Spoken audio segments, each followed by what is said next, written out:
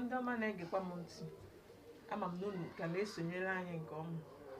A sị m ajụ unu, ihe anyị na-akụzi ọmụmụ asụsụ Igbo anyị na-ewetara unu, kedu otu ọ dị unu?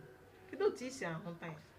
Ọ bụ ihe ịtụrụ anya, ị na-atụ anya, ma ọ bụ ihe ọ dị gị ka ọ na ọ ga-eme isi?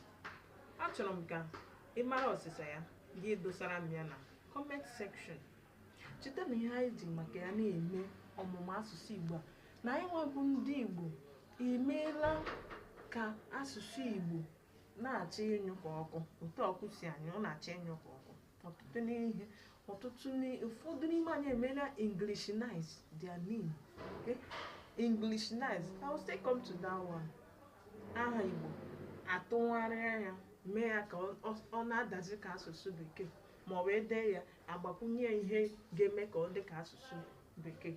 Anyị ka ga-abịa na nke ahụ, mana ọ ka bụkwa na ọmụmụ asụsụ Igbo iji mkpụrụ abịdị emebe mkpụrụ okwu. Anyị mere abịchịdị, efe, gegbe, i.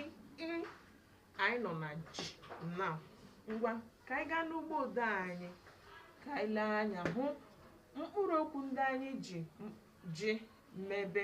Ngwa lee anya n'ugbo ode anyị.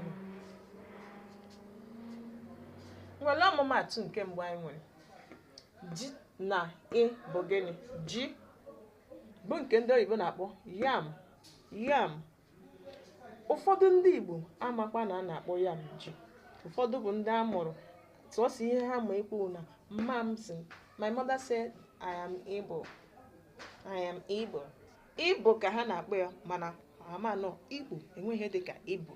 Ka anyị bịakwa, anyị ka ga-agacha na ihe ndị ahụ, anyị ka nọrọkwa n'ọmụmụ ihe anyị nọ n'ime ya. Ngala ọmụmatụ nke abụọ, ji na o na ọ bụ gịnị? Jụọ, ask, jụọ, ask. Ngala ọmụmatụ nke atọ, ji na o na rụ na o bụ gịnị? Jụrụ, asked. That is past tense of jụọ, jụọ, jụrụ, jụọ, jụrụ, ask, jụọ, ask, jụrụ, asked. Ngala ọmụmatụ nke anọ, ji na ị na dị na e bụ gịnị? Jide, hold. I want to tell somebody, hold this thing. Jide ihe a. Jide, hold. Ndị oyibo na-akpọ ya hold. Ngwale ọmụmatụ nke ise, ji na ị na dị na e na rị na e bụ gịnị? Jidere, held. Jidere, held. That's past tense of jide bụ jidere n'asụsụ Igbo. Hold, held. Dere gawa